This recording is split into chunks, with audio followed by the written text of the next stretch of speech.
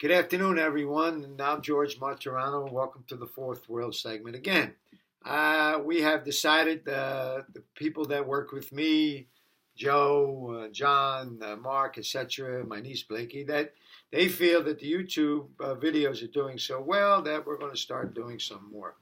Today we're going to talk about something a little humorous. It might be a gray area, but it's a little humorous. I had a friend, did a lot of time with, his name was Harry. Poor Harry met his demise in prison, and he, at one time in his life, was a treasure hunter. You know, he went out into the ocean, and especially the Caribbean, and he hunted for sunken treasure. And it was his belief that he had this longitude and latitude in the Caribbean Sea, that there was a sunken Spanish galley.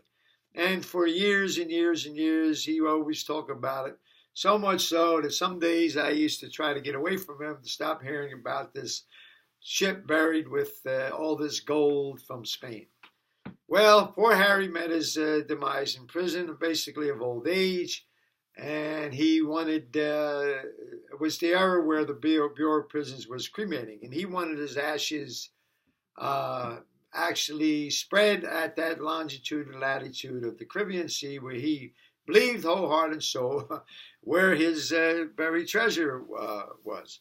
So poor Harry dies, but it seems there was a mix-up in the ashes. So his ashes get sent to his sisters, but the sister knew his wishes. His sister, in turn, contacts the warden.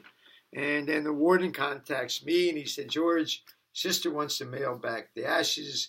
Where am I going to send them? And I knew the two gentlemen who were released before Harry's demise, and we were all in the same clique. And one was Eddie, and one name's Joe. Eddie Squares and Joe the Hop. Anyway, well, we got the ashes mailed to Eddie and Joe.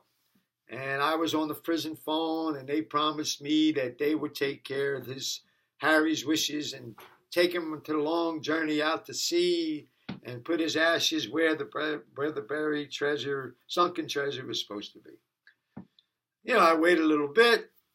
I gave a call to these two gentlemen, and I said, did you take care of his wishes? And they're not answering. They're hemming and hawing. I said, again, did you take care of his wishes? And they tell me that it was too expensive. The friend that they knew that had the boat wanted $5,000 to fuel the boat, the round trip, and the longitude and latitude was not too far from the coast of Colombia. So I said, well, what happened to the ashes?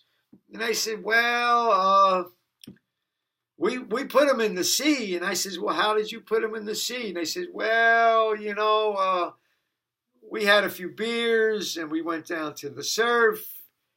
And I said, well, did you get a boat? Did you take them out into, you know, the deep blue sea and put his ashes? And they said, well, you know, we went out to the surf and we were about knee high and we threw his ashes out.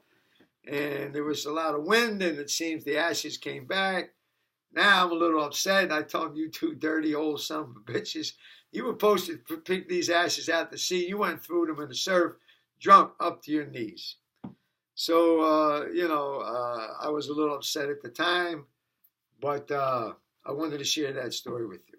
And it's another segment of the Fourth World, and they'll be coming and coming and coming. I hope for your enjoyment.